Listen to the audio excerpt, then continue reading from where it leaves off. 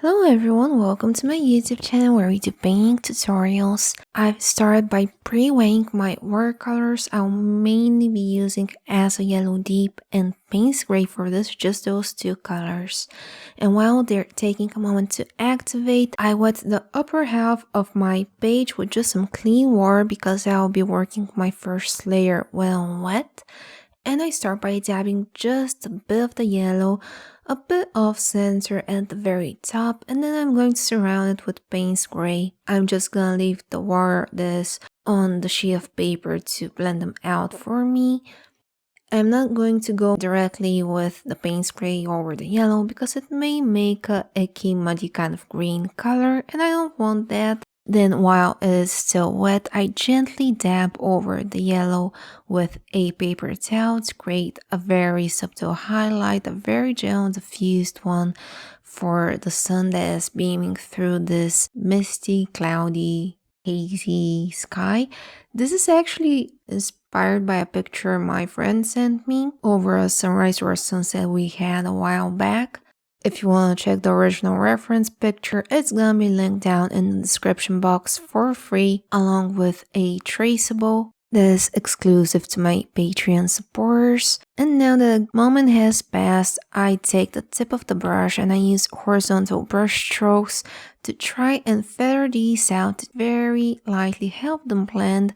And I'll be using horizontal brush strokes throughout this whole painting. It's how I want to achieve the sparkly water shimmers and the dramatic sunrise/sunset effect. So I take yellow with just the tip of the brush and I'm going to use horizontal lines to paint this scenery. Leave that initial highlight blank right now, don't go over it too much. If the yellow won't blend throughout the paper, sometimes it varies on the quality of paper you're using. You can help it a bit by just dabbing your brush into the water jar so it's wet and then go over or under the lines with again horizontal brush strokes. Then I take more of the paynes gray and I try to focus it mainly on the top corners and the sides. I'm not going over the yellow with it, I'm trying to go in between the bits of yellow instead. And I'm just gently bringing this in towards the center, towards the highlight without covering it.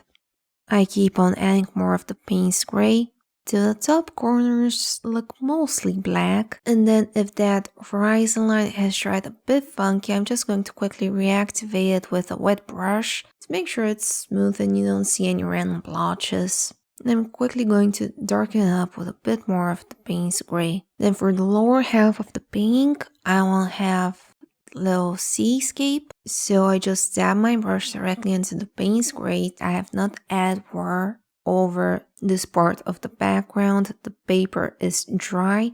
And I'm just going to use the paint straight out the half band to create a very dark saturated look. And again, horizontal brush strokes. My advice is to hold your brush as perpendicular to the paper as comfortable. And we're basically trying to paint small dash shapes. So don't go from one side of paper all the way to the other with one solid brush stroke. Try to break them up, try to make them smaller like dashes. And you can try hovering your brush over the paper so it skips bits of the water. And notice how I have not dunking my brush into the water jar. I'm trying to use it mostly with just the paint to create a bit of a dry brush effect, and that is what's going to give that shimmery, sparkly effect without having to resort to white acrylic or white gouache or white marker. Like, you can do that if you want to, but this is just a very easy way to paint it, especially for beginners, or if you just want to try it out and you don't want to spend more cash on extra materials. This is a very simple technique for painting water, at least in my opinion. Then carefully paint the horizon line. Try to make it pretty straight, but won't really matter because we will be adding some tall cliffs on either side to frame this. So yeah, don't stress. And I just keep on adding more dashes and making them slightly tinier.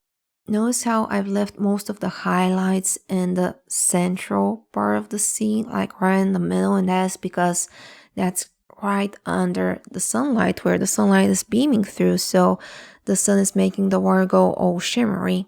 And then I keep on darkening the bottom corners and a bit of the sides. For an extra dramatic effect, feel free to take all the time you need for this. And to finish off the paint, like I said, I'm just gonna add some cliffs on either side and paint them in with the paynes gray. Optionally, you can further darken up the area right beneath those cliffs to make it look like there are shadows over them.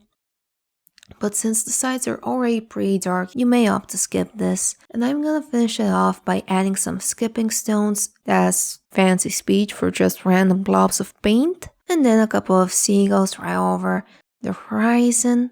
And now, hear me out, this is completely optional, but I just took a white pen and added a bit of a shimmer on top of those skipping stones and a bit beneath them, and that is it. I'd like to give a very special thank you to my Patreon supporters for the month of July, and thank you all for watching. I hope you found this video useful. Let me know down in the comments, and we'll see each other in the next one. Bye bye!